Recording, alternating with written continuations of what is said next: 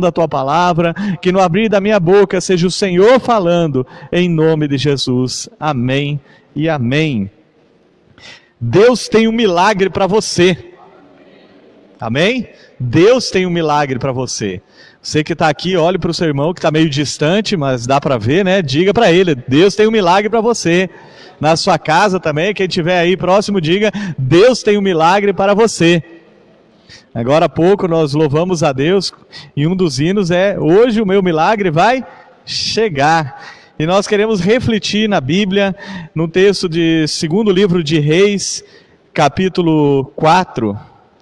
Certa mulher, viúva de um dos discípulos dos profetas, clamou a Eliseu dizendo, o meu marido, seu servo, está morto. E o Senhor sabe que esse seu servo temia o Senhor Deus. Mas veio o credor para levar os meus 2 filhos como escravos. Olha que situação. Ela foi até o profeta Eliseu dizendo, olha, eu sou viúva, meu marido me deixou com dívida, e o credor agora veio para levar meus 2 filhos como escravos. Seguindo a leitura. Eliseu perguntou à mulher, o que posso fazer por você? Diga-me, o que você tem em casa? E ela respondeu, esta sua serva não tem nada, a não ser uma vasilha de azeite, ou um jarro de azeite. Então Eliseu disse, vá, peça emprestadas aos seus vizinhos, vasilhas vazias, muitas vasilhas vazias. Depois, entre em sua casa, feche a porta atrás de você e a dos seus filhos, e derrame o azeite em todas aquelas vasilhas. Ponha à parte as que vão ficando cheias. A mulher foi embora e dali fechou a porta atrás de si e dos seus filhos. Estes lhes passavam as vasilhas e ela as enchia. Quando todas estavam cheias, ela disse a um dos filhos, traga-me mais uma vasilha.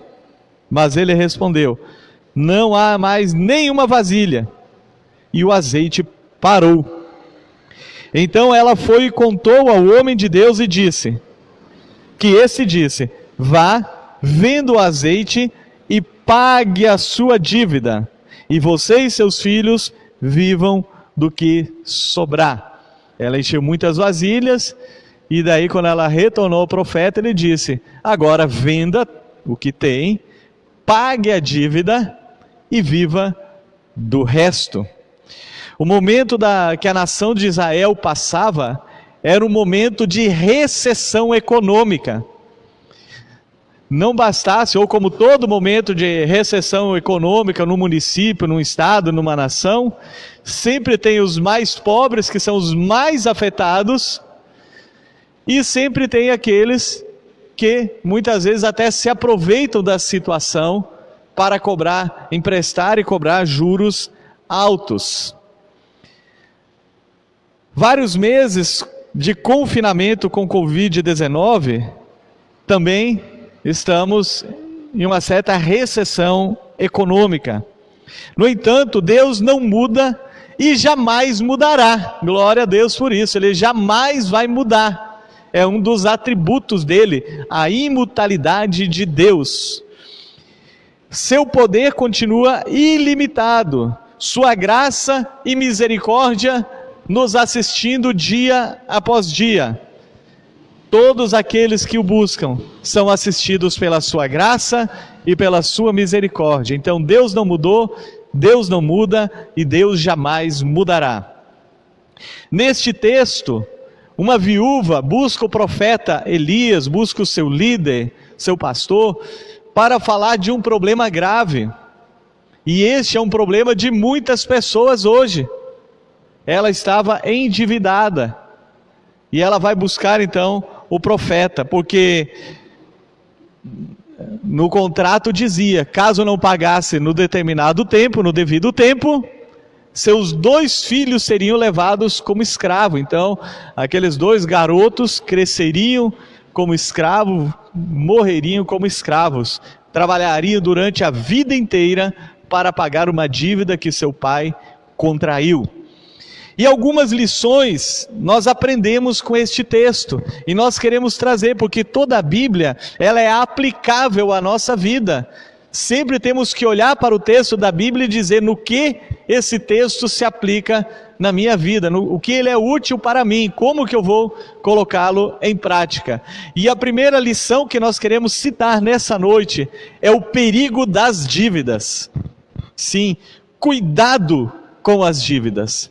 O marido daquela mulher, com certeza, no período que demorou muitos anos, aquele período de recessão econômica em Israel, e ele acabou contraindo dívidas, acreditando, obviamente, que ele poderia ter seu esforço, seu trabalho, Deus reverteria a situação e ele pagaria aquela dívida. Mas aconteceu o pior: aquele pai de família, aquele provedor do seu lar, ele veio a falecer, mas a dívida não morreu junto, a dívida permaneceu, e agora seus filhos pagariam pelo resto de suas vidas com aquela dívida.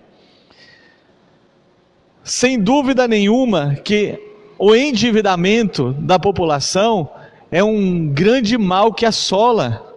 Não vou pedir para você citar, nem levantar a mão, nem aqui, nem na sua casa, mas se você é um desses que está endividado, então nós temos que tomar um cuidado muito grande, em nenhum momento, mas muito mais agora no período que estamos passando em nossa nação, não é hora de contrair dívidas, é hora de acreditar que Deus vai fazer a provisão.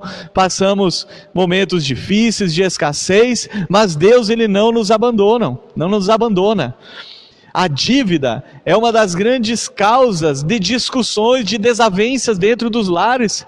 Quantos cônjuges permanecem brigados, nervos à flor da pele, ânimo alterado, porque eles estão endividados, porque chegou a hora, venceu o boleto, o cartão de crédito, o limite do cheque especial, e se não tomar cuidado, vira uma bola de neve. Essa é uma realidade da dívida.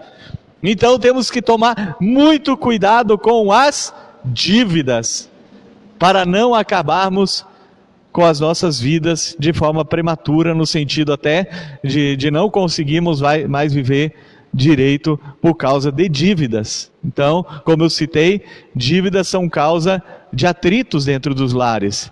Então, se você está endividado, ouça até o final essa palavra, porque Deus tem um milagre para você. Deus, Ele não quer que você fique endividado. Na verdade, Ele quer que você confie nele. Confia que Ele vai fazer a provisão em todas as suas necessidades. A segunda lição que nós queremos trazer nessa noite é que você deve buscar ajuda nas pessoas certas. Se for dívida, se for problema de relacionamento conjugal, qualquer outro problema que você está passando, você precisa buscar ajuda na pessoa certa.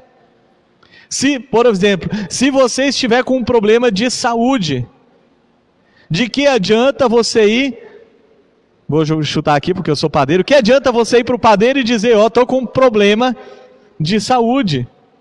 O que ele vai dizer é o quê? Vai para o médico. Então, aonde você deve ir se você estiver com um problema de saúde? Vai procurar um médico. Então, você deve buscar ajuda na pessoa certa. Aquela mulher, ela tomou a decisão acertada.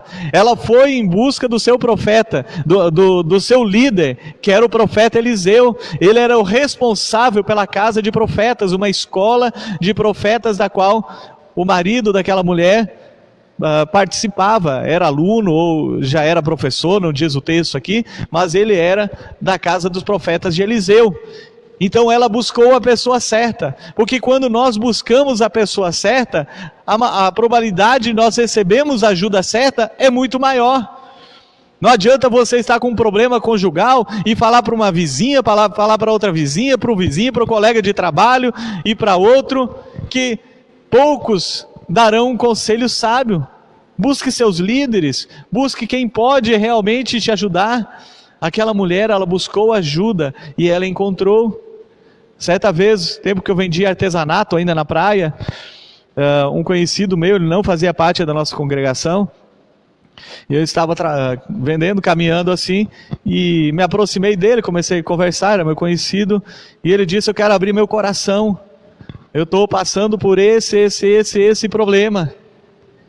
E eu aconselhei ele, como ele deveria proceder, foi um conselho meu. E depois de aconselhá-lo, e se não me engano orei ali na hora por ele, ele disse: olha, você foi a primeira pessoa que me deu um conselho sensato. Todas as outras pessoas que eu falei do meu problema antes, os conselhos foram os piores possíveis. Eu já estava até desanimado, pensando que o meu casamento não tinha solução. Então, busque ajuda na pessoa certa, em quem pode te ajudar. Aquela mulher, ela não saiu falando para outra vizinha, para a prima, para o tio. Talvez até algum deles pudesse solucionar, né? Mas ela buscou ajuda na pessoa certa e ela encontrou a ajuda que ela necessitava. O terceiro conselho que nós, a terceira lição que nós aprendemos neste texto: nem sempre que falamos nada, realmente é nada. Nem sempre que nós falamos nada, realmente é nada. A primeira coisa que o profeta perguntou para ela: o que você tem na sua casa? E qual foi a primeira resposta dela? Nada. Ela disse: não tenho nada. Aí depois é que vem em mente dela: tem uma botija de azeite. Mas a primeira coisa que ela pensou foi nada. E muitas vezes nós pensamos que não temos nada, e nós temos sim. Todo momento de crise é momento, como muitos estão falando, é momento de se reinventar. Então observe: se você perdeu o seu trabalho, se você ficou desempregado, se você é um empresário que não está tendo renda nenhuma, ou seja, qual for, quais os talentos que você tem? O que é que você tem na sua casa? Aquela mulher, ela lembrou que tinha uma botija de azeite. Talvez você tenha algo. Eu lembro que em 1989, eu não tinha nada literalmente, a não ser talento. E tinha uma padaria de fundo de quintal, isso lá no Rio Grande do Sul, que estava fechada. E quando falaram para mim: aluga, primeira coisa que me veio em mente: como? Não tenho nada. Mas aí eu lembrei: eu tenho talento. E aí minha mãe emprestou uma folha de cheque, eu fui no supermercado, fiz uma compra, dei um cheque para 30 dias, o aluguel do ponto era pago só no vencimento e não com antecedência, e dali eu comecei a trabalhar. E eu quero dizer para você que nunca faltou nada, pelo contrário, eu prosperei naquela época. Então quais são os talentos que você tem? Depois disso já trabalhei com artesanato e muitas outras coisas. Com certeza tem algo, tem algum talento, você tem algo que você pode fazer para multiplicar e trazer o sustento para você. Não adianta você querer insistir em algo que muitas vezes já parou a fonte. Estou falando isso porque eu lembrei do profeta Elias, que foi o antecessor de Eliseu. Elias, ele estava vivendo de milagres, que era um período de mais crise ainda, de seca que ele tinha profetizado, e ele estava na beira de um córrego, e todos os dias acontecia um milagre, os corvos traziam pão e carne e ele comia ali. Só que um dia o córrego secou. Ora, ficar sem comida alguns dias, todos passam. Sem água, depois de 3 dias, ninguém fica. Qual foi a decisão do profeta Elias? Ele saiu dali, ele foi para um outro lugar, foi para uma outra cidade, secou aquela fonte, ele tomou uma decisão e tomou outro rumo. Talvez você esteja insistindo em algo que já não estava bem, estava fadado ao fracasso, e você quer continuar insistindo nisso? Peça a orientação do Espírito Santo. Quais são os talentos? Quais são os dons? O que eu tenho em minhas mãos, da qual eu posso começar um trabalho, eu posso começar uma profissão nova talvez, e dali obter o meu sustento. Nem sempre que falamos nada, é realmente nada. Aquela mulher tinha, e a partir do azeite que ela tinha em casa, Deus operou o milagre. Foi através daquilo que ela já tinha dentro da sua casa. Ela já tinha aquilo lá. Quarta lição que nós aprendemos nesse texto: Deus cuida do órfão e da viúva. Diga glória a Deus. Aquela mulher era viúva e tinha filhos órfãos de pai. A Bíblia, ela é repleta de textos que falam do cuidado de Deus com os órfãos e com as viúvas. Eu quero trazer 2 textos apenas, mas se você botar aí até no Google, versículos que falam sobre viúva e órfão, você vai encontrar muitos. Eu quero trazer 2 que se encontram em Êxodo, quando Deus deixou a lei, era uma ordem de Deus, é uma ordem de Deus, continua sendo. Diz assim, ó: não maltratem as viúvas nem os órfãos. Se de algum modo os maltratarem, o que ele disse primeiro? Ó, não maltratem nem os órfãos nem as viúvas. Se vocês os maltratarem e eles clamarem a mim, eu lhes ouvirei o clamor. O que Deus estava dizendo com isso? Eu não só ouvirei, mas eu vou agir, e é você quem vai pagar por ter maltratado o órfão e a viúva, porque é Deus quem diz a sua palavra. Diz ainda a Bíblia: pai dos órfãos e marido da viúva. É a palavra de Deus que diz. Pai dos órfãos e juiz das viúvas é Deus. Eu falei marido, é juiz das viúvas em sua santa morada. Veja só, se você é órfão de pai, se você é órfão de mãe, clame ao Senhor e Ele é o seu pai. Se você é uma viúva, deixe Deus ser o seu juiz. Só que o que muitas vezes vem em nossa mente é que Deus só atenta para uma viúva que está ali passando fome, está num perigo iminente ou qualquer coisa. A Bíblia diz que é qualquer viúva, diz que Ele é juiz das viúvas. Ou seja, se você é viúva, se você tem uma causa na justiça, Deus está defendendo a sua causa. Aleluia. Então, se você é viúva, viva uma vida de santidade, clamando ao Senhor, porque Ele é o teu juiz, Ele é o pai dos teus filhos, e Ele vai cuidar de você. Pai dos órfãos, juiz das viúvas, é Deus na sua morada. Aleluia. E a 4ª lição que nós queremos extrair nessa noite, que deu o título da nossa mensagem, que Deus tem um milagre para você, é que Deus faz milagres. Deus faz milagres. Qual foi a orientação? Eu já disse que Deus usou aquilo que a mulher tinha para operar o milagre. A orientação do profeta foi o quê? Vai e pede botijas. Lembrando que na época eles utilizavam botijas. Estou tentando ver aqui, mas está ali embaixo. Tem um vaso de barro ali. Aqueles vasos de barro para guardar azeite de oliva, que era consumido e é consumido até hoje no Oriente. E o profeta disse: olha, vai e pede para os teus vizinhos botijas emprestadas, vasilhas emprestadas, todas vazias. Diga que você vai devolver em seguida. E ela seguiu a orientação. Por isso eu falei antes, se você é viúva, confie no Senhor, dê ouvidos à sua palavra. O profeta disse: usa o azeite que você tem, pede vasilhas emprestadas e se feche dentro de casa. Ele não queria que as pessoas observassem o que estaria acontecendo ali, mas o registro ficou para toda a eternidade na palavra de Deus. Por isso eu e você temos acesso. São detalhes que Deus se importa, e nós temos que observar os detalhes que Deus nos orienta. Não tinha planejado isso, mas para nós entendermos como Deus se importa com detalhes. Eu lembro de algumas vezes que eu orei por pessoas enfermas, e nem estuda, a gente diz: ó, Senhor, faz isso, aquilo, ou pedimos a Deus. Tem coisas que Deus nos orienta, e tem coisas que Ele diz na hora para fazer. Assim como Ele cuspiu no olho de cego, fez lodo, botou ali, e fez uma série de coisas. Nunca repetiu a mesma ação. E eu lembro que várias vezes dentro do salão eu orava por pessoas que estavam com alguma enfermidade, e dificuldade de andar, ou na coluna, alguma coisa assim, e eu tinha uma nítida direção, é algo assim, rápido, e eu dizia: ó, dá 3 voltas dentro do salão aqui, ao redor das cadeiras. E eu lembro de pessoas que só chegaram até o final e sentaram. Outras deram, que não era sempre a mesma, dá 3 voltas, dá 1 volta, não era isso. Mas todas as pessoas que obedeceram aquela direção do Espírito Santo, elas realmente foram curadas.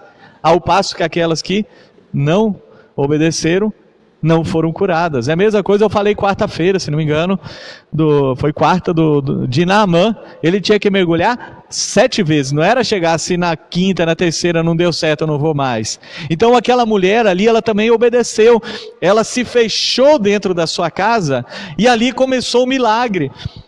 Ela pegou aquela botija, encheu uma, mas não esvaziou a dela. Filho passou outra, e não diz o texto quantos tinha, mas o que aconteceu ali é a multiplicação do azeite.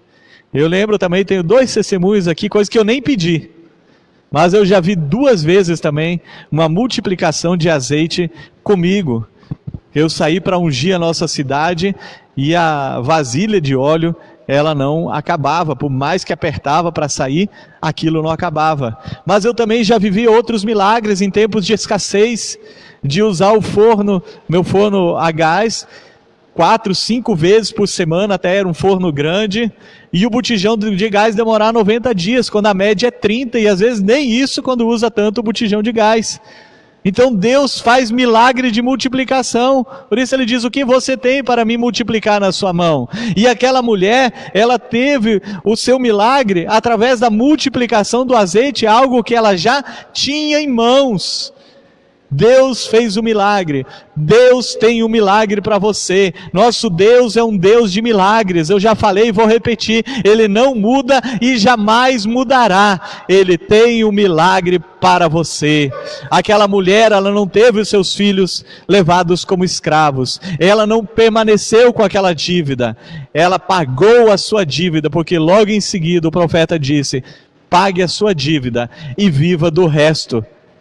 Viva do resto, ou seja, com certeza aquele azeite durou até terminar a seca, até ela poder plantar, colher e ter a sua alimentação de novo, extraindo da terra. Deus tem um milagre para você, Deus tem um milagre para você, Deus tem um milagre para você. Repita comigo: Deus tem um milagre para mim, Deus tem um milagre para mim, Deus tem um milagre para mim, Deus tem um milagre para mim, Deus tem um milagre para mim, Deus tem um milagre para mim, Deus tem um milagre para mim. Aplauda o Senhor, glória a Deus. Aleluia, glória a Deus por isso. Creia, meu irmão, creia, tudo que nós precisamos fazer é acreditar. Se aquela mulher não acreditasse, seus filhos seriam levados como escravo, mas ela decidiu acreditar. E é tão simples crer no Senhor, né? Um Pai tão amoroso, tão